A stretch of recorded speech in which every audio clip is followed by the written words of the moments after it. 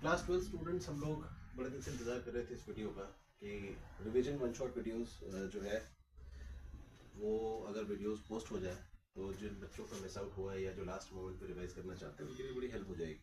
तो बच्चे बड़े दिन से बेचारे वेट कर रहे थे, तो मैंने कहा इसको जो है स्टार्ट कर दिया जाए इस काम को। तो एक एक करके ना हर टॉपिक पे हम लोग ऐसे रिवीजन वन शॉट फटाफट करते जाएंगे। आज हम स्टार्ट कर रहे हैं electric charges and fields revision portion में।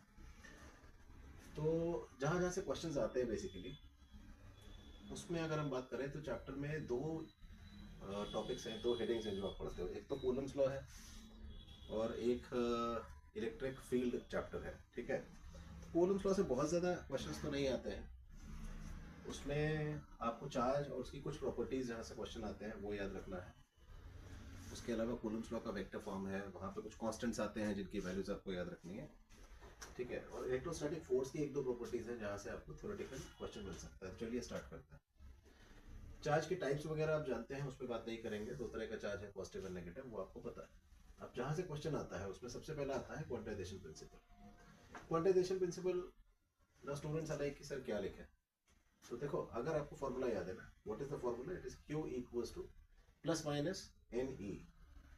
प्लस माइनस ऑप्शनल है, आप लिखो या ना लिखो, बट एनी कंपलसरी है। क्यू इक्वल्स टू एनी, ये जो कंपलसरी पार्ट है। जब आप फॉर्मूले से अगर लिख रहे हो इसको ना, एक नंबर में आएगा, तो अगर आप फॉर्मूला लिख रहे हो तो फॉर्मूला लिख के छोड़ना नहीं। See that you define all the variables. For example, Q is the charge on the body, N is the number of electrons, respectively. एक तो numbers क्योंकि आप जानते हो इंटीग्रल मल्टीपल होना चाहिए चार्ज, तो 1 2 3 4 and so on till infinity. E is the charge on an electron, the value of which is 1.6 10 power minus 19 coulombs. So if you are writing the formula, तो this is the mandatory part that you have to write. In case option 2 पे जा रहे हैं आप, formula नहीं लिख रहे हैं, तो आप definition लिख सकते हो। Principle states that charge on a body is always the integral multiple of charge on an electron. That much is fine. ठीक है, फिर आपको ये सब डिफाइन करने की जरूरत नहीं है। यहीं से दिमाग में बिठा लीजिए कि कहीं भी फ्रैक्शनल चार्ज आपको नहीं मिल सकता है। 2/3 नहीं हो सकता, n की जगह 2/3 नहीं हो सकता, 1.5 या 0.5 नहीं हो सकता। अगर हम आसान शब्दों में कहें तो इलेक्ट्रॉन के चार्ज को फर्दर डिवाइड आप नहीं कर सकते। ठीक है, क्वार्क्स वाला है कॉन्सेप्ट, बट वो क्वार्क्स कभी अकेले इंडिपेंडेंट एग्जिस्टेंस में नहीं मिलते हैं, तो हमारा क्वांटाइजेशन प्रिंसिपल वैलिड उसमें नहीं होता है। The quantization principle still holds true even after the discovery of quarks, right. इसके बाद जो आपको अगला क्वेश्चन मिल सकता है वो है कंडक्शन। कंडक्शन जो है वो basically method of charge transfer में आता है। तो जब आप चार्ज ट्रांसफर की बात करते हो, you know charges are transferable, and जब चार्जेस ट्रांसफर होते हैं तो they are always transferred as electrons. ठीक है, transfer of charge will be always in form of electrons. अब किसी बॉडी को अगर इलेक्ट्रॉन छोड़कर जा रहा है तो पॉजिटिव चार्ज हो जाएगी, और अगर उस पर एक्सेस में आ रहा है तो, या उस पर आ रहा है उस पर गेन हो रहा है, तो वो नेगेटिव चार्ज हो जाएगी। ठीक है, ट्रांसफर ऑफ चार्ज में खैर जो मेथड्स हैं आपके पास, बेसिकली कंडक्शन है, फ्रिक्शन है, एंड इंडक्शन है। फ्रिक्शन को आप कहते हो रबिंग भी कहते हो, rubbing of two bodies, and induction है। इसमें जो क्वेश्चन बनता है वो बेसिकली कंडक्शन पे बनता है। कंडक्शन ऑफ पॉइंट चार्जेस जो है वो बोर्ड सिलेबस में है। If I am talking about point charges and suppose there are two bodies initially which were having Q1 and Q2 charge before conduction. Now this is the condition before conduction. Point is कि आप conduction कराओगे कैसे, वो आपको question में पहचानना होगा। तो यार कंडक्शन कराने के दो तरीके हैं। आप दो बॉडीज को क्लोज कॉन्टैक्ट में ला सकते हो, क्लोज कॉन्टैक्ट नहीं होता, कॉन्टैक्ट में लाना होगा आपको।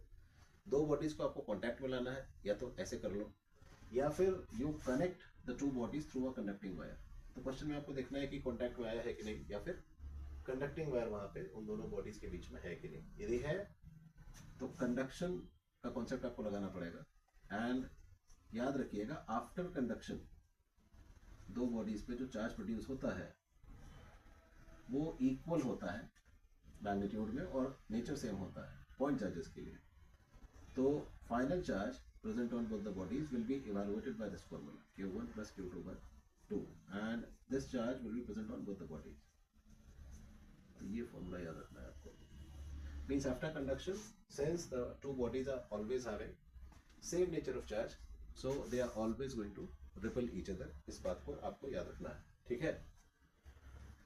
इसके बाद हम मूव ऑन कर जाते हैं, चार्ज की दो प्रॉपर्टीज याद रखिए, and then we can move on to our next heading, जो कि है कूलम्स लॉ।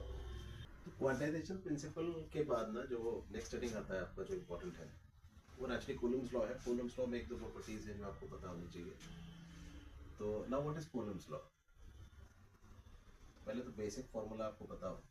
अगर आपके पास दो पॉइंट चार्जेस हैं, मान लीजिए Q1 Q2, एंड इनके बीच का जो सेपरेशन है दैट इज R, तो दो चार्जेस ना एक दूसरे को इक्वल एंड अपोजिट फोर्स से अट्रैक्ट या रिपेल करेंगे, and the value of this force will be given by the formula F equals to 1/4 pi epsilon naught Q1 Q2 by R² in magnitude.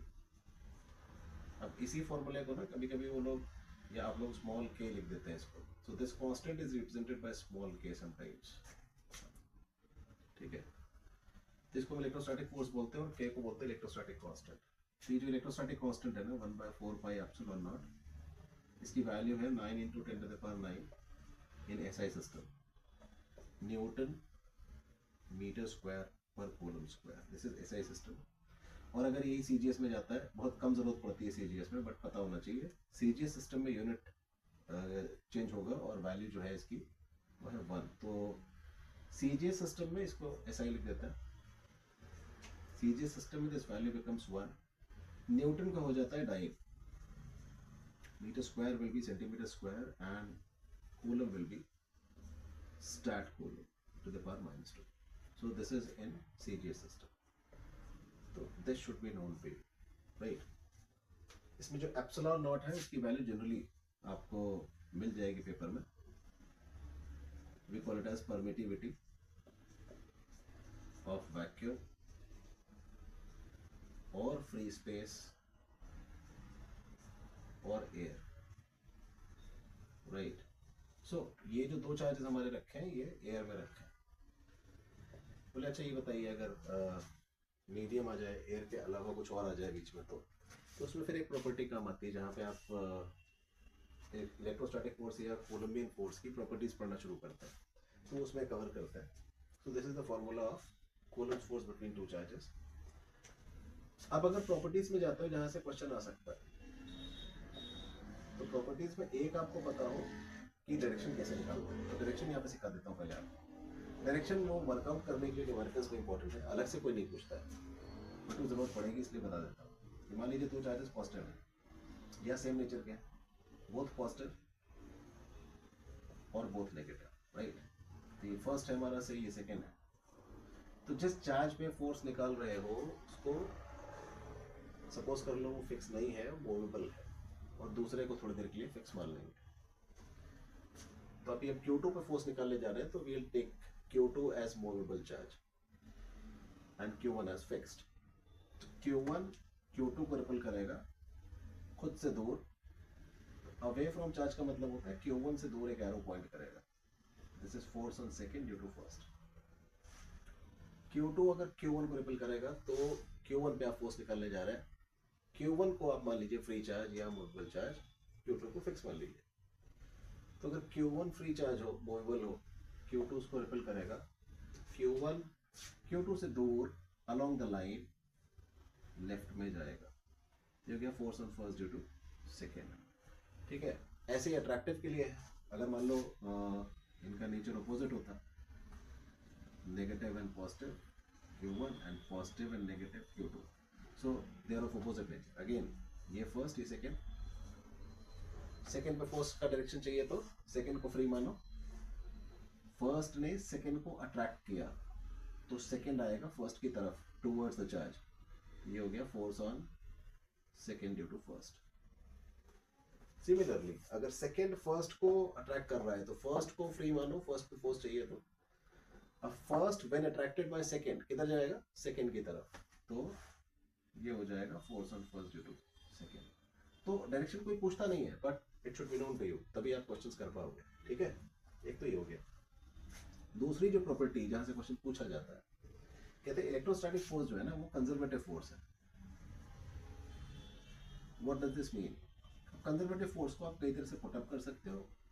For example, अगर आपसे पूछा गया कि आप बताओ कि what does this statement mean that electrostatic force is conservative force, तो आप लिखोगे electrostatic force is conservative means work done by the force is displacement dependent. To be very short and precise, ठीक है. डिस्टेंस डिपेंडेंट होता तो non conservative हो जाता. आप सिर्फ इतना लिखो work done by the force. तो बच्चे लिख देता है फोर्स इज डिस्प्लेसमेंट डिपेंडेंट. नहीं, work done by the force is displacement dependent. एक तो ये. दूसरा एक और याद रखना है कि अगर आप एक सर्कुलर पाथ की बात करते हो, सपोज करो there is a charge at center of a circle q1 and there is another charge minus q2 जो रिवॉल्व कर रहा है एंटी क्लॉक डायरेक्शन में इसके चारों तरफ. Now what happens? q2 starts from a and comes back to a. That means in one complete revolution. आपसे पूछा बताओ इलेक्ट्रोस्टैटिक फोर्स कितना वर्क कर रहा है, तो answer is 0. Because in one revolution displacement का जो मैग्नीट्यूड है that is 0. Because displacement magnitude is 0, therefore work done by the electrostatic force in the process in one complete revolution or incomplete revolutions will be 0. ठीक है, एक इसको याद रखना, यहाँ से क्वेश्चन आता है. दूसरा एक चीज और डिस्कस कर रहे थे हम लोग, जो थोड़ी देर पहले मीडियम की बात हो रही थी. तो जो इलेक्ट्रोस्टैटिक फोर्स होता है ना, वो मीडियम डिपेंडेंट फोर्स होता है. इसका क्या मतलब?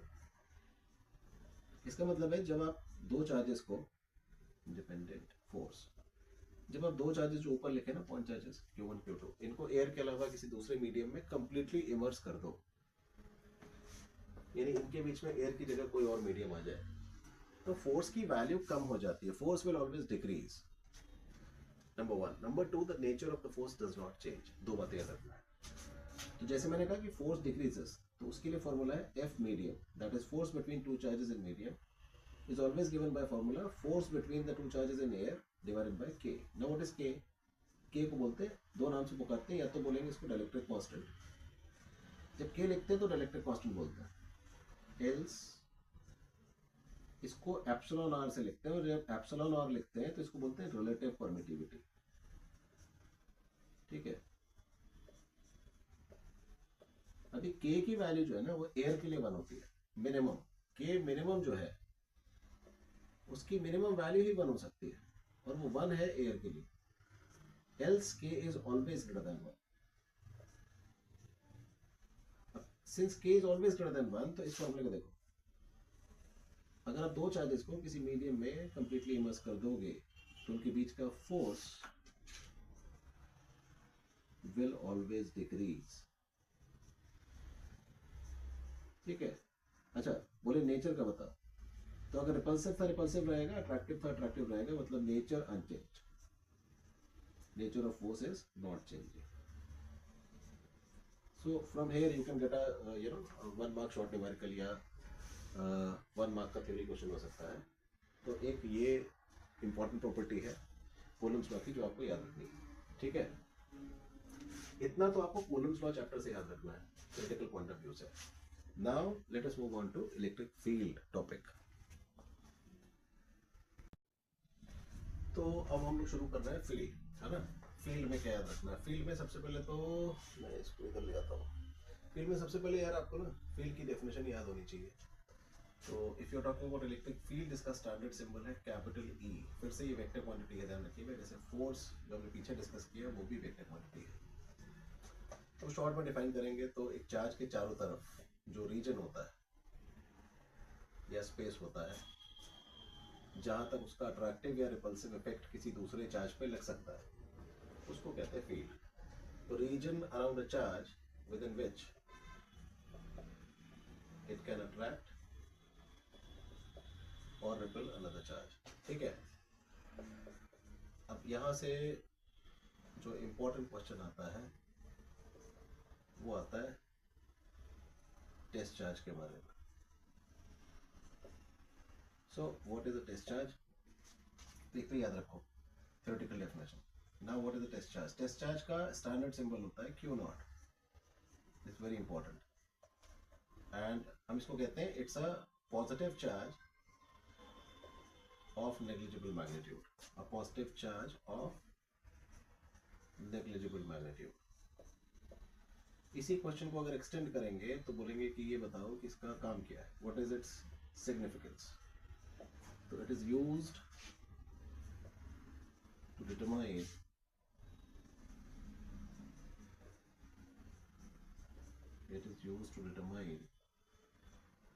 electric field of a charge without affecting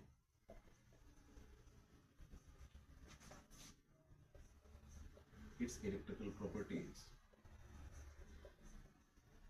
ठीक है, ये तो सिग्निफिकेंस हो गया। तो ये दो सेक्शंस में स्प्लिट हो सकता है question. First, what is the test charge, and two, what is its significance. तो इस पूरे पैरा में दोनों चीजें लिखी हुई हैं आपके लिए, ठीक है। दूसरा, टेस्ट चार्ज के बाद फिर इसकी मैथमेटिकल डेफिनेशन आती है। तो मैथमेटिकल डेफिनेशन से एक इंपॉर्टेंट रिलेशन आता है। पहले मैथमेटिकल डेफिनेशन पे बात करते हैं। तो अगर फील्ड का फॉर्मूला होगा तो वो फॉर्मूला है F vector by q naught, where q is the discharge. यहाँ से इसका एक यूनिट आ जाता है newton per coulomb SI system, and this unit is exactly equal to another unit of field, that is volt per metre. ये unit हमें pencil में मिलती है। तो एसआई सिस्टम में हमारे इलेक्ट्रिक फील्ड के दो यूनिट्स हैं, it can be Newton per coulomb और वोल्ट पर मीटर, दोनों लिखा मिल सकता है आपको, ठीक है। इलेक्ट्रिक फील्ड क्योंकि वेक्टर क्वांटिटी है, तो कभी कभी फील्ड आप इस फॉर्म में भी एक्सप्रेस कर देते हैं कि it is E x i plus e y j plus e z k. तो इसमें कुछ नहीं करना है आपको, बस इतना रीड करना है कि the coefficients of electric field या the values of electric field along X axis is E X, along Y E Y, and along Z it is E Z, right. ऐसे रीड कर लेना, ठीक है। दूसरा, then there is one more concept इसी electric field chapter में, अगला important जहां से क्वेश्चन आता है आपको, थ्योरेटिकल भी आ सकता है, न्यूमेरिकल भी आ सकता है। फिर से वो है एफ वेक्टर। अगर फोर्स आप निकालना चाहो ना किसी चार्ज पे, तो आप पहले फील्ड निकालो फिर आप फोर्स निकाल सकते हो, because there is a formula F vector equals to plus minus q E vector. अब इस फॉर्मूले की इंटरप्रिटेशन दो तरह से होते हैं। अगर क्यू पॉजिटिव है, यानी चार्ज पॉजिटिव है, F plus q is there ना, तो force and field are parallel, यानी जिधर इलेक्ट्रिक फील्ड होगा उसी डायरेक्शन में हमारे चार्ज पे फोर्स लगेगा यदि चार्ज पॉजिटिव है। लेकिन यदि चार्ज नेगेटिव है तो force and field are anti parallel और अपोजिट। तो इसको एक छोटे से डायग्राम समझ लेते हैं। सपोज कर लो आपके पास ये ना कि there is a vertically upward direction में एक फील्ड है, इलेक्ट्रिक फील्ड वेक्टर जो है वो ऊपर की तरफ डायरेक्टेड है। अब आपके पास एक प्रोटॉन है और एक इलेक्ट्रॉन है। तो आप जानते हो प्रोटॉन जो है वो पॉजिटिवली चार्ज पार्टिकल है, तो हमारे प्रोटॉन पे जो फोर्स लगेगा वो किधर लगेगा। अच्छा, एक तरह से ब्लू मार्कर पॉकेट में पड़ा हुआ है ना, उसको भी यूज कर लेते हैं थोड़ा सा। तो फोर्स जो लगेगा वो फील्ड की डायरेक्शन में लगेगा for a proton, because it is a positively charge particle, ठीक है। अब आपके पास अगर नेगेटिवली चार्ज पार्टिकल है, मान लीजिए एक इलेक्ट्रॉन है आपके पास, तो इलेक्ट्रॉन पे जो फोर्स लगेगा वो अपोजिट टू फील्ड लगेगा। If the field is directed upward, force on the electron will be in the downward direction. तो ये होगा force on the electron. This is what I mean, because electron is a negatively charge particle, ठीक है। तो इस बात का ध्यान रखना है, अकॉर्डिंगली फोर्स लगाना है। ऐसे भी कह सकते हैं कि आप अगर पॉजिटिव चार्ज की बात करो और वो रेस्ट में रखा हुआ है, तो जिस डायरेक्शन में फील्ड है, जैसे यहाँ प्रोटॉन मान लो रेस्ट में होता है, तो फील्ड क्या करेगा, इसको अपनी ही डायरेक्शन में एक्सलेट कराएगा। और यदि इलेक्ट्रॉन है यानी नेगेटिवली चार्ज पार्टिकल है, तो फील्ड अपने ऑपोजिट डायरेक्शन में इसको एक्सलेट कराएगा, ठीक है। तो ये भी बड़ा इंपॉर्टेंट कॉन्सेप्ट, इसको याद रखना है।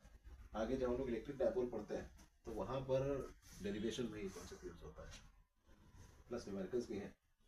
अब न्यूमेरिकल्स में जैसे दो बातें याद रखनी है आपको, इसी फॉर्मूले से निकलती हैं। अगर सपोज कर लो आपके पास फील्ड लाइंस जो है, फील्ड लाइंस के बारे में थोड़ी देर में बाद में बात करेंगे। फील्ड लाइंस मैंने आपको ऐसे दिखा रखी है ऑन एक्स एक्सिस, ठीक है। और मैं आपसे कह रहा हूँ कि एक चार्ज है वो विद सर्टेन वेलोसिटी ना, पॉजिटिव चार्ज है, वो सर्टेन इनिशियल वेलोसिटी से इस फील्ड में एंटर करता है, दिस इज पॉजिटिव चार्ज। हमने क्या बताया इसकी ट्रेजेक्टरी क्या हो, तब जानते हो जब ये एंटर करेगा ना फील्ड में, अगर field is on the right and the charge is positive, तो फोर्स भी इस पे इसी वेलोसिटी की लाइन के अलोंग लगेगा, F vector. Because force vector is in line of velocity vector, तो जो ट्रेजेक्ट्री होगा वो स्ट्रेट लाइन ही रहेगा। ठीक है, देख के अब सपोज करिए कि फील्ड ऐसे ही होता, ये फील्ड ऊपर होता, फील्ड को ऊपर कर दे रहा है, चार्ज को नीचे लेके आ रहा है, इसमें बहुत सारी लाइंस नहीं बनाएंगे, बस 2 लाइंस बना रहा है। फील्ड का डायरेक्शन ये है वर्टिकली अप, और हमारा चार्ज जो है वो इस फील्ड रीजन में एंटर करता है, एक यहाँ बना देता है, this is also field vector. हमारा चार्ज एंटर किया इस फील्ड में कैसे, हॉरिजॉन्टल डायरेक्शन में, like this with some initial velocity, what will happen. अब इस पे अगर पॉजिटिव चार्ज है तो आप जानते हैं इस पे जो फोर्स लगेगा ना वो ऊपर की तरफ लगेगा in the direction of field, due to which इसकी जो ट्रेजेक्ट्री होगी ना वो होती है parabola, it will go in a parabolic trajectory. ठीक है, तो अगर पैरेलल या एंटी पैरेलल टू फील्ड आप प्रोजेक्ट करेंगे चार्ज को, उसकी ट्रेजेक्ट्री होगी स्ट्रेट लाइन। लेकिन यदि आप परपेंडिकुलर टू फील्ड प्रोजेक्शन करेंगे चार्ज का, तो वो चार्ज चाहे पॉजिटिव हो चाहे negative, trajectory of the charge will B parabola. तो ये 2 बातें याद रखनी है आपको, जो इसका डायरेक्ट एप्लीकेशन है। फिर अब आगे चलते हैं, तो मैंने कहा था थोड़ी देर बाद हम बात करेंगे लाइंस की। Now what are electric field lines, वो अगली बता देता हूँ, nobody will ask you. Field क्योंकि एब्स्ट्रैक्ट क्वांटिटी है, तो इसको विजुअलाइज करने के लिए और एनालाइज करने के लिए हम कुछ इमेजिनरी लाइंस बना लेते हैं, एंड उसको हम बोल देते हैं इलेक्ट्रिक फील्ड लाइंस। ठीक है, तो बेसिकली लाइन कहते हैं, होते ये कर्व्स हैं। तो देखते हैं इनकी प्रॉपर्टीज।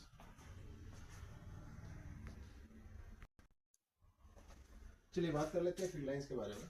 तो फील्ड लाइंस जो होती हैं, यू नो, लाइंस बोलते हैं इनको, but these are imaginary.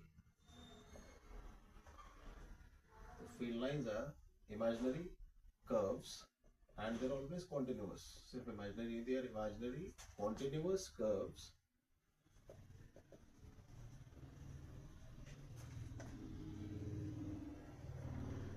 starting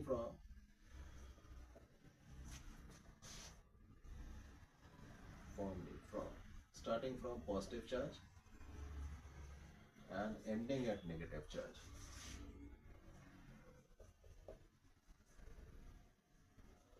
तो ये प्रॉपर्टी इनकी इनको मैग्नेटिक फील्ड लाइन से अलग कर देती है। ठीक है, मैग्नेटिक फील्ड लाइंस जो है ना, they are unending loops, but हमारे electric field lines they have a origin point positive charge and they have a termination point that is negative charge. ठीक, एक तो ये हो गया। दूसरा, लाइन जितनी क्लोज होंगी फील्ड उतना स्ट्रांग होगा। तो अगर हम इसमें डायरेक्ट शॉर्ट में लिखें तो strength of field is actually inversely proportional to separation between lines. Separation come, field की स्ट्रेंथ ज्यादा। सेपरेशन ज्यादा, फील्ड की value come. Number 3, tangent to lines at any point, a tangent to line at any point से आप obtain कर सकते हैं field direction उस पॉइंट पर। Tangent to line at any point gives direction of field at that point ना।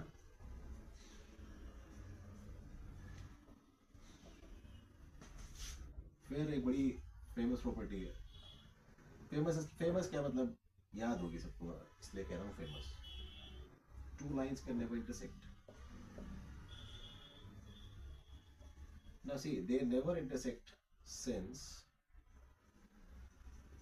अगर वो इंटरसेक्ट करती हैं उसके पीछे रीजन क्या है? Because their intersection produces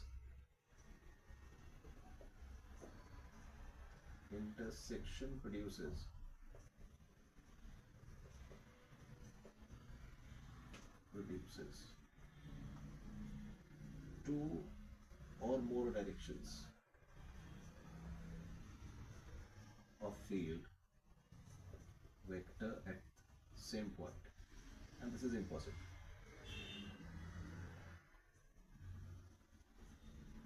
because field will always have a unique direction at a point. They never intersect, ठीक है।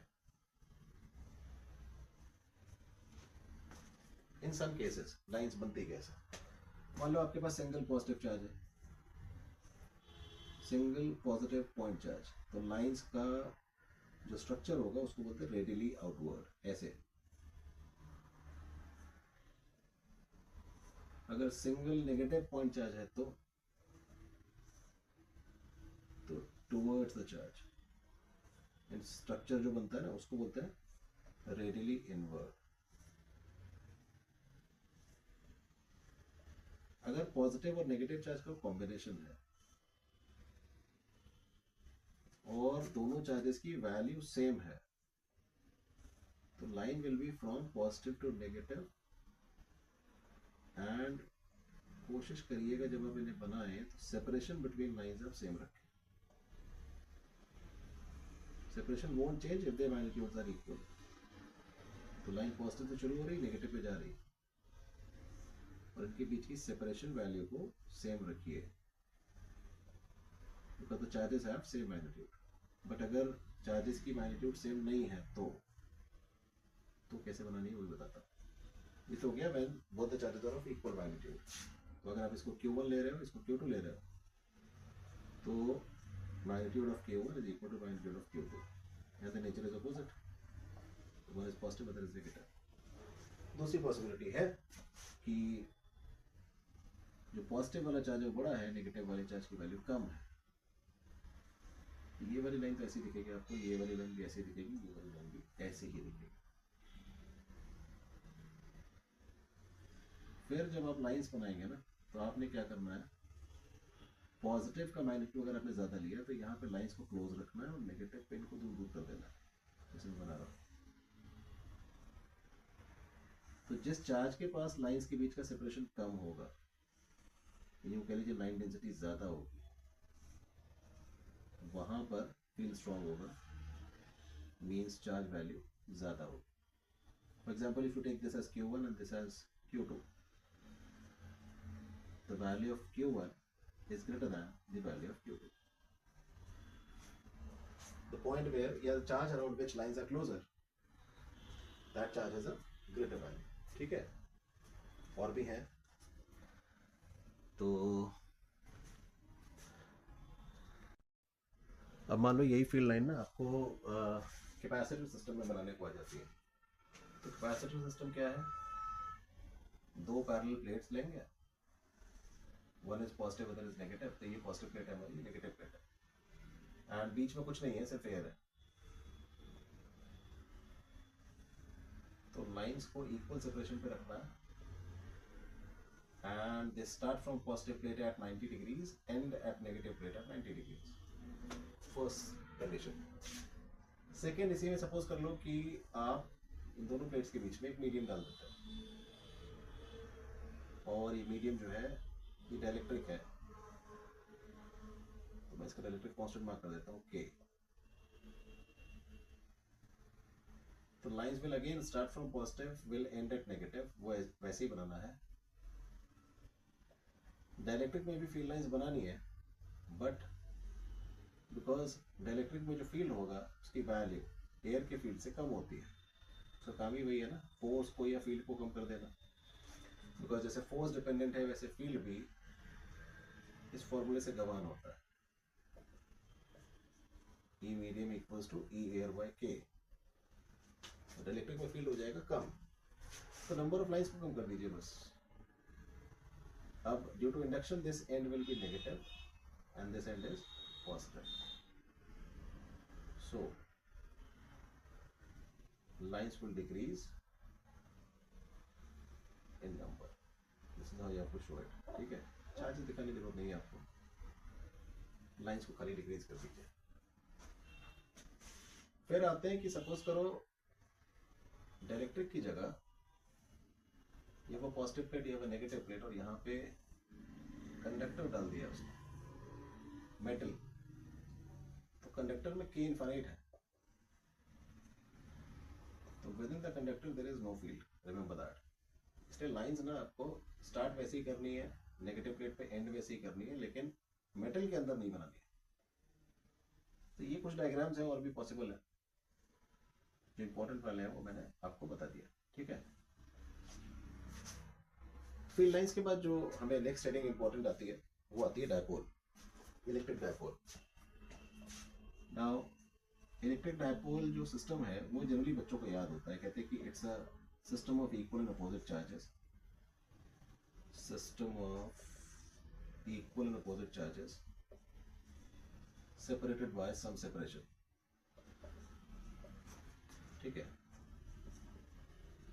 separated by some separation। तो किसी डायपोल को ना हम लोग ऐसे बना सकते हैं, suppose there are two charges plus q minus q, equal magnitude and separation is b। अब यहाँ पे एक वेक्टर डिफाइन होता है, बड़ा इंपॉर्टेंट है, इसको हम कहते हैं इलेक्ट्रिक डायपोल मोमेंट। पहले तो वेक्टर क्वांटिटी है, p वेक्टर से लिखना है इसको। इसकी डायरेक्शन हमेशा नेगेटिव चार्ज से पॉजिटिव चार्ज डिफाइन की गई है, तो direction of p vector is from minus q to plus q, remember that. And the formula for this और the magnitude for this is given as charge into separation, value of any one charge multiplied by separation between charges,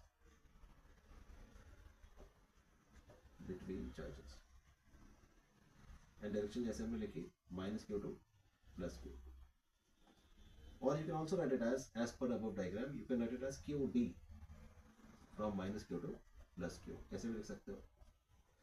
SI unit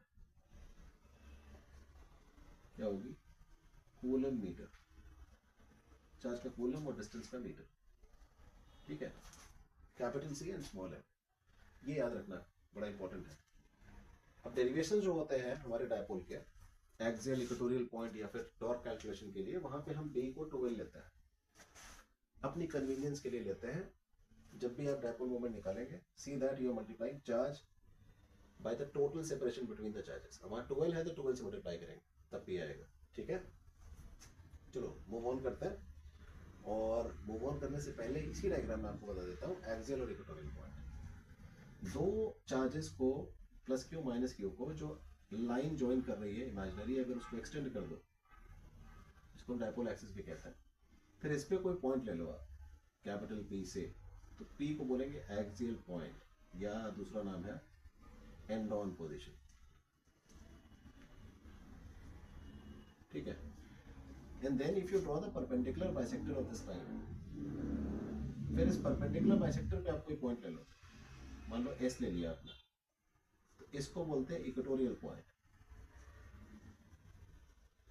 या कहते हैं इसको broad side on position, broad side on position, ठीक।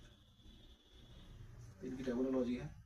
अब देखते हैं अगर फील्ड कैलकुलेशन के लिए आता है, इसमें तीन इंपॉर्टेंट डेरिवेशंस आते हैं back to back, axial point, equatorial point and torque acting on an electric dipole placed in uniform electric field. चलिए देखते हैं उन तीनों को भी, ठीक है, बैक टू बैक। इनमें से एक तो पूछा ही जाता है, ठीक है। क्लास 12, तो यहाँ पे हमें एक इलेक्ट्रिक डायपोल दिख रहा है डायग्राम में, और हम कैलकुलेट करने जा रहे हैं इलेक्ट्रिक फील्ड। इसमें तीन इंपॉर्टेंट डेरिवेशंस में पहला है एट एक्सियल पॉइंट, तो एक्सियल पॉइंट मैंने P मार्क कर रखा है डायग्राम में। We have a dipole, negative charge positive charge, separation क्योंकि डेरिवेशन है तो हमने उसको 2L ले रखी है। डायपोल मोमेंट की वैल्यू चेक कर लीजिए एक बार, डायरेक्शन मार्क्ड है नेगेटिव चार्ज से पॉजिटिव चार्ज, उसकी वैल्यू आपको लिखनी होगी charge into separation, that is 2L। ये वैल्यू हम आगे यूज करेंगे, इसके लिए इसको मार्क कर देते हैं फर्स्ट इक्वेशन। फिर क्या करना है, डायपोल का सेंटर O मार्क करेंगे, और यहां से एक सर्टेन डिस्टेंस से स्मॉल r पे हम पॉइंट ले रहे हैं P, जो कि मार्क्ड है पहले से, और इस P पॉइंट पे दोनों चार्जेस की वजह से फील्ड कैलकुलेट कर लीजिए इन डायरेक्शन। तो फील्ड कैलकुलेट करने के लिए आपको यहाँ पे रखना होता है टेस्ट चार्ज Q नॉट, जो कि पॉजिटिव होता है। फिर चेक करिए इस टेस्ट चार्ज का अट्रैक्शन या रिपल्शन किधर हो रहा है, उसके अकॉर्डिंग आप फील्ड की डायरेक्शन को निकाल सकते हैं। या फिर अगर डायरेक्ट निकालना है तो पॉजिटिव चार्ज का फील्ड अवे फ्रॉम चार्ज है, जैसे force direction away from charge थी, और नेगेटिव चार्ज का फील्ड टुवर्ड्स चार्ज है। तो प्लस Q का जो फील्ड P पॉइंट पे बनाएंगे, एरो चार्ज से दूर जाता हुआ दिखे, और नेगेटिव चार्ज के लिए टुवर्ड द चार्ज, यानी इस केस में लेफ्ट में आता हुआ नजर आएगा।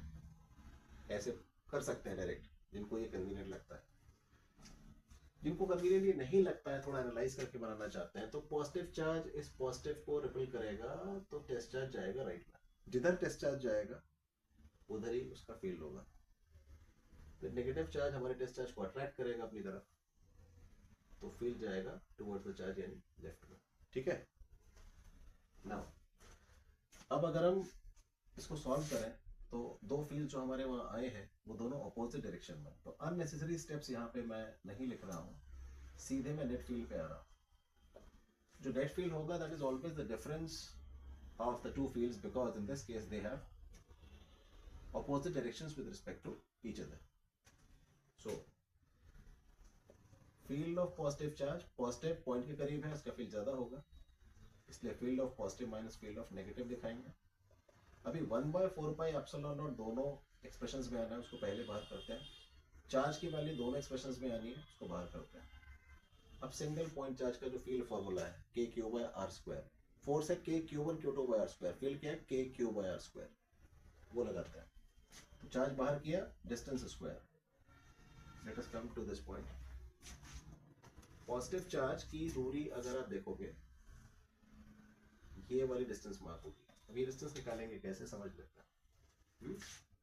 इस पॉइंट को if I label it as A, इसको लेबल इट एज बी, तो फिलहाल इसको हम लिख सकते हैं बीपी। तो बीपी स्क्वायर -1/, नेगेटिव चार्ज की प्लेसमेंट जो है वो ए पे है और फील्ड ऑफ पॉइंट पी पे निकाल रहा, तो आप इसे लिखेंगे AP स्क्वायर। तो डायग्राम से AP और BP की वैल्यूज कैलकुलेट करके रख देंगे। Remember that because O is the mid point of the dipole, तो OA स्मॉल l, OB ये भी स्मॉल है, because total separation is 2l। ठीक है। Now let us solve. Diagram से BP सॉल्व करोगे तो वो आएगा r - l होल स्क्वायर, और AP को सॉल्व करोगे तो वो आएगा r + l whole square sorry. अब बस कुछ नहीं करना है, इसको सिंप्लीफाई करना है, तो 1/4πε0 क्यू। आप चाहो तो डायरेक्ट मल्टीप्लिकेशन से कर सकते हो, क्रिस क्रॉस करके, मैं वही कर रहा हूँ, या फिर a² - b² भी लगा सकते हो। Denominator will give you r - l whole square into r + l whole square, ऊपर आएगा r + l square minus r - l का square. Be careful with the numerator. तो 1/4πε0 हो गया, क्यूब हो गया, न्यूमरेटर a² + b² + 2ab, इसको ओपन किया, फिर माइनस लगाया। अंदर जो पॉजिटिव साइन के साथ है वो बाहर नेगेटिव साइन के साथ आएगा, और जो टर्म हमारा नेगेटिव आएगा वो नेगेटिव पॉजिटिव हो जाएगा। तो r² पॉजिटिव बाहर आके नेगेटिव, l² पॉजिटिव बाहर आके नेगेटिव, -2rl नेगेटिव बाहर आके पॉजिटिव, डिवाइडेड बाय नीचे a - b whole square into a + b whole square होता है a² - b² का होल स्क्वायर। ठीक है। Now r² l² कैंसिल होंगे, positive negative, 2rl + 2rl becomes 4rl। अब इसमें हमें डायपोल मोमेंट डालना है, कैसे करके। तो डायपोल मोमेंट डालने के लिए हम क्या करेंगे, इसको 1/4πε0 क्यू लिखा, 2l अलग किया, 2r अलग किया, डिवाइडेड बाय r² - l² का होल स्क्वायर। ठीक। Now because as per first equation q into 2l is p, so E comes out as 1/4πε0 2pr upon r² - l² whole square. ठीक है। अगर डिस्टेंट पॉइंट के लिए नहीं पूछा, you can stop here. For distant point, अगर point बहुत दूर हो या डायपोल छोटा हो, इन बोथ द केसेस आपने नेग्लेक्ट करना है l² को, इसको नेग्लेक्ट करिए, 0 पुट करिए, तो remaining part is E = 1/4πε0 2pr नीचे अगर ये 0 है तो आर स्क्वायर का whole square is R to the power 4, एक आर कैंसिल कर लो, so field formula is 1/4 pi epsilon naught 2p by R cube. ठीक है, एक बात यहीं पे और बता देता हूँ वेक्टर फॉर्म के हिसाब से, डायपोल मोमेंट डायरेक्शन जो होगी उसी डायरेक्शन में फाइनल फील्ड होगा। तो डायपोल मोमेंट हमारा लेफ्ट टू राइट है इसमें, तो पी पॉइंट में जो फील्ड होगा ना, नेट फील्ड जो आपने कैलकुलेट किया है वो भी लेफ्ट टू राइट ही होगा। तो यहाँ फील्ड वेक्टर और डायपोल मोमेंट वेक्टर होते हैं पैरेलल, इसलिए अगर इसी का आपको वेक्टर फॉर्म लिखना है तो आप ऐसे लिख सकते हैं E vector equals to 1/4 pi epsilon naught 2p vector upon r cube. ठीक है ना, ये वेक्टर फॉर्म इसको याद रखिएगा। ठीक है, तो axial is done, let's move on to equatorial point फटाफट। चलिए क्लास ये वाला पढ़ लेते हैं इक्वेटोरियल पॉइंट। इक्वेटोरियल पॉइंट में भी पार्शियल डायग्राम मैंने बना दिया है। यहाँ पे फिर से हमारे पास एक डायपोल है -q + q, जहाँ पे हम नेगेटिव चार्ज की प्लेसमेंट को a मान रहे हैं, पॉजिटिव चार्ज की प्लेसमेंट को b मान रहे हैं।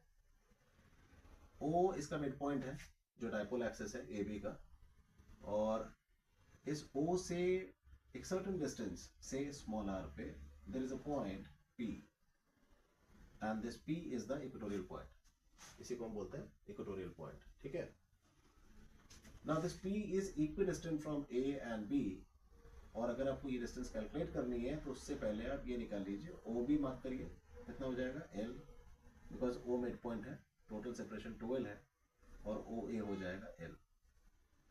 तो कोई भी राइट एंगल ट्रायंगल राइट में और लेफ्ट में पिक करो एंड इसका हाइपोटेन्यूज हो जाएगा r² + L² अंडर रूट, तो अंडर रूट को लिख दे रहे हैं to the power half. The same is for AP also, it is r² + L² to the power half, right. Dipole moment again q × 12 होगा, charge is q and total separation is 12, and direction negative से positive मतलब along AB, this is the arrow pointing along AB। Now field directions mark करनी होंगी इसमें। Positive charge का field as usual charge से दूर mark करिए, negative charge का field towards the charge mark करिए। Base angles will be equal because these two sides are equal, and ये बेस एंगल्स हमने इमेजिनरी अज्यूम कर लिए कि they are theta. Now see if I talk about this triangle ना, OAP वाला, ये वाला ट्रायंगल, तो इसमें this is theta, alternate angle ये थीटा होगा, और ट्रायंगल OPB में देखो ये थीटा, तो करस्पॉन्डिंग एंगल ये होगा थीटा, बिकॉज ये जो डॉटेड लाइन मैंने बनाई थी पैरेलल टू AB बनाई है। ठीक है, फिर फील्ड को रिजॉल्व करना है, दोनों फील्ड्स को, पॉजिटिव और नेगेटिव चार्ज के फील्ड को, तो एक को ब्लैक से कर दे रहे हैं। पॉजिटिव चार्ज के दो कंपोनेंट्स आएंगे along the angle, we will have cos theta and opposite to angle will have sin theta. ठीक, देन नीचे वाला जो फील्ड है -q नेगेटिव चार्ज वाला, इसको ब्लू से कर दे रहे हैं अलोंग द एंगल, ये भी हमें देगा लेफ्ट में -q cos थीटा, और डाउन दे देगा हमें ये -q sin कॉम्पोनेंट।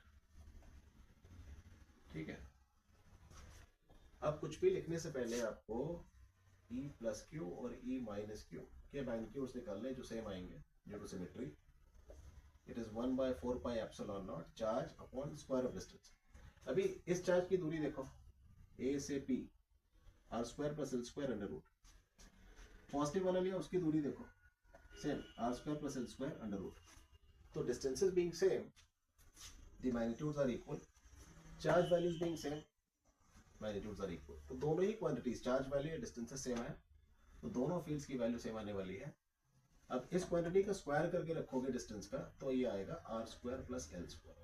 जब ये लिख दिया आपने, फिर आप लिख सकते हैं being equal and opposite, being equal and opposite. Time pass नहीं बनाना डेरिवेशंस को, नहीं तो मार्क्स नहीं मिलता, you need to explain each and everything in the derivation. तो being equal and opposite, sine components cancel, ऐसे करके लिखना, साइन कंपोनेंट्स कैंसिल। ठीक है, टाइम पास करोगे ना तो गड़बड़ हो जाएगा, ऐसे करके लिखोगे, वेल एक्सप्लेन करके करोगे, साफ साफ डायग्राम बनाओगे, डायग्राम कंपलसरी है इसमें भी, एक्सियल पॉइंट में भी, सब कुछ साफ साफ करोगे, एग्जामिनर को लगेगा हाँ पढ़े लिखे।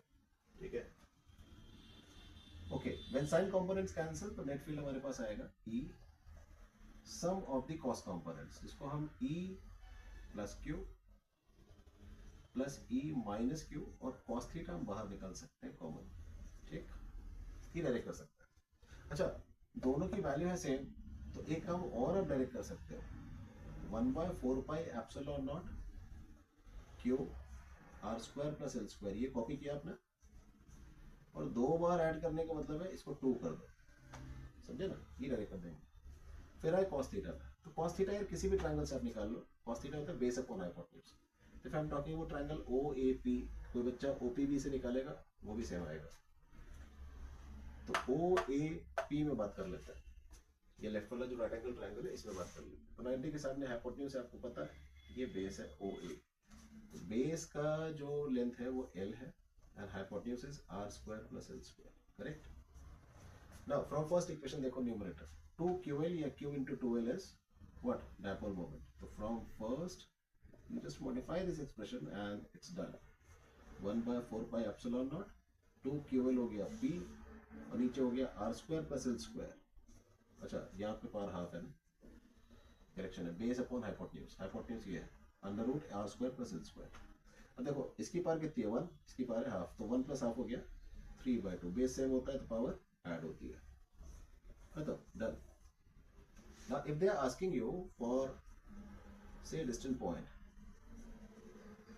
तो डिस्टेंट पॉइंट में फिर से आप क्या करेंगे, एल स्क्वायर को नेग्लेक्ट करेंगे, L square tends to 0, neglect करो तो फील्ड आ जाएगा 1/4 pi epsilon naught P upon ये r square to the power 3/2, which upon solving will give you r cube, ठीक है, वेक्टर फॉर्म पे लिख देता, E vector equals to 1/4 pi epsilon naught. जरा P पे देखिए, P is along A to B, यानी AB, साइन तो कैंसिल ही हो गए थे कंपोनेंट्स, कॉस कंपोनेंट्स ऐड होके नेट फील्ड दे रहा है, और कॉस कंपोनेंट्स ऐड होंगे तो नेट फील्ड जाएगा लेफ्ट में, ठीक है। Now compare this arrow and this arrow, they are opposite, तो opposite के लिए P के साथ नेगेटिव साइन और वेक्टर का एरो P के ऊपर, ये हुआ इसका वेक्टर, ठीक है ना, राइट, तो ये भी तैयार करके जाना।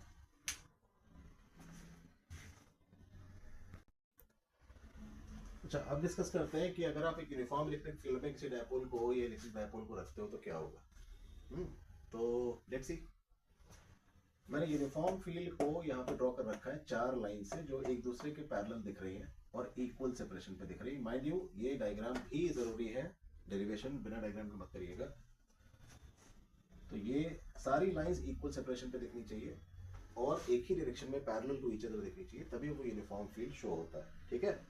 अब आपने एक डायपोल रखा हुआ है, negative charge and positive charge has shown with the separation of 2L, तो डायपोल मोमेंट तो यहाँ पे भी निकालोगे ना, तो पहले निकाल लेते हैं। डायपोल मोमेंट P वेक्टर की वैल्यू यहाँ पे भी Q into 2L ही होगी, मैग्नीट्यूड ये रहेगा।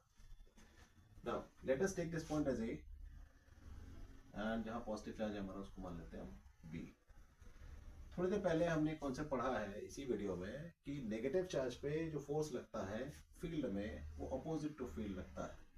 अब फील्ड राइट में है तो हमारे नेगेटिव चार्ज पे फोर्स ऑन द लेफ्ट लगेगा, इसको हम लिख लेते हैं F माइनस क्यू, वैल्यू होगी QE। जो पॉजिटिव चार्ज है उसमें फोर्स लगेगा राइट में, यानी इन डायरेक्शन ऑफ फील्ड, और वैल्यू होगी सेम, कितनी, QE, ठीक है। तो the value of force is same, only the directions are opposite. अब यहाँ पर देखो ये दो इक्वल एंड अपोजिट फोर्सेस लग रही हैं डायपोल पे, तो नेट फोर्स अगर सिस्टम में निकालें तो sum of these equal and opposite forces will come out as 0, therefore dipole does not show translatory motion, तो translatory motion तो नहीं होगा। but the problem is, अगर आप ध्यान से देखो तो ये दोनों फोर्सेस अपोजिट लग रही है लेकिन कोलिनियर नहीं है, due to which they develop a torque. अगर वो टॉर्क आपको कैलकुलेट करना है तो आप किसी एक पॉइंट के अबाउट कैलकुलेट कर सकते हैं, A के अबाउट कर सकते हैं, B के अबाउट कर सकते हैं और सेंटर ऑफ डायपोल के हिसाब से भी कर सकते हैं, मतलब O के अबाउट भी कर सकते हैं। हम A के अबाउट निकालने जा रहे हैं, जिसके अबाउट निकालना है वो आपको मेंशन कर देना है। तो if I am talking about A, तो टॉर्क का फॉर्मूला क्या है, it is force multiplied by perpendicular distance. तो देखो, if I'm talking about A, तो ये वाला फोर्स तो एलिमिनेट हो गया because it is passing through A. इसका डिस्टेंस हो गया 0 फ्रॉम पॉइंट A, और डिस्टेंस 0 तो टॉप भी 0. तो we won't be talking about this force. Now let us talk about B. यार जब B पे जाओगे तो B वाला जो लाइन ऑफ फोर्स है वो ये जा रहा है, करेक्ट, आगे या पीछे प्रोड्यूस कर सकता है. ए पॉइंट के अबाउट हमें टॉर्क निकालना है, तो क्या करेंगे, इस पॉइंट से परपेंडिकुलर ड्रॉप करेंगे ताकि हमें वो परपेंडिकुलर डिस्टेंस मिले. तो ये हुआ हमारा परपेंडिकुलर जो हमने ड्रॉप किया, इसको मान लेते हैं m. ये पूरा 12 है. नाउ लेट अस अज्यूम कि dipole is inclined at an angle theta with respect to field. ठीक है, वो इंपॉर्टेंट नहीं था, वो पढ़ा दिया हमने. Assuming dipole is inclined at an angle theta with respect to field or electric field.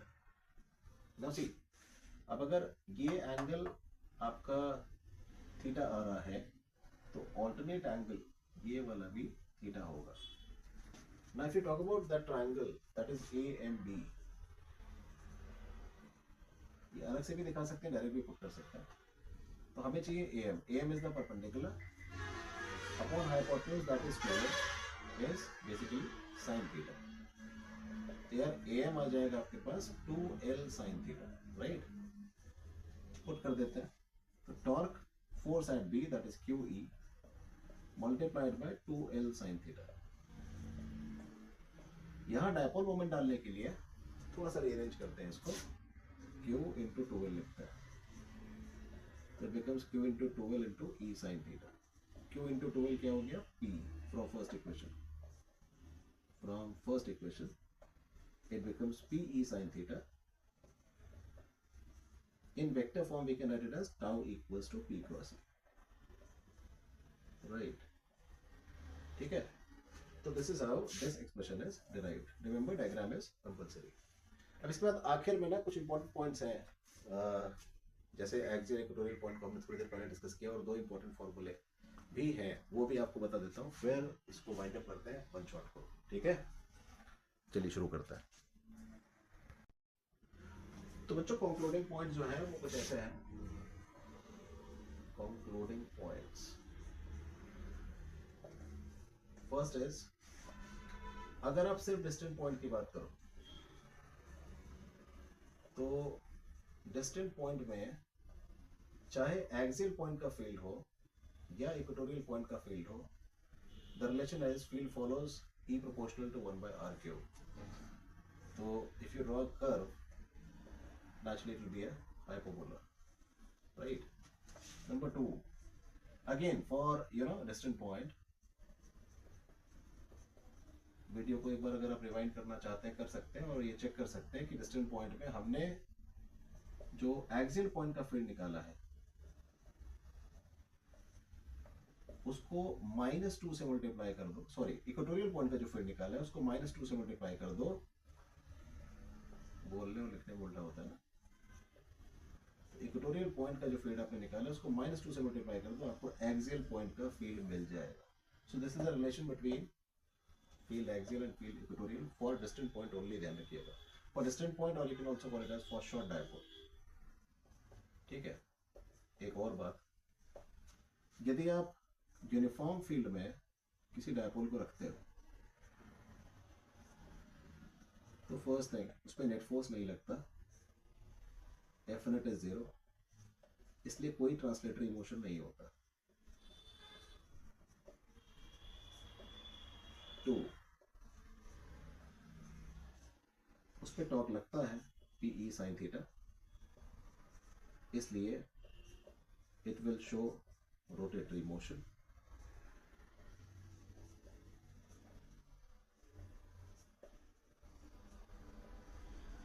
3, work done in rotating the dipole is given by formula PE cos theta 1 minus cos theta 2, and the potential energy of such a dipole is given as U equals to minus PE cos theta.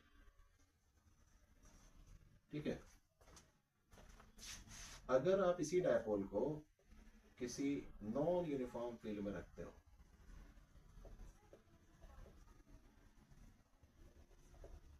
तो F net non zero है, torque भी non zero है,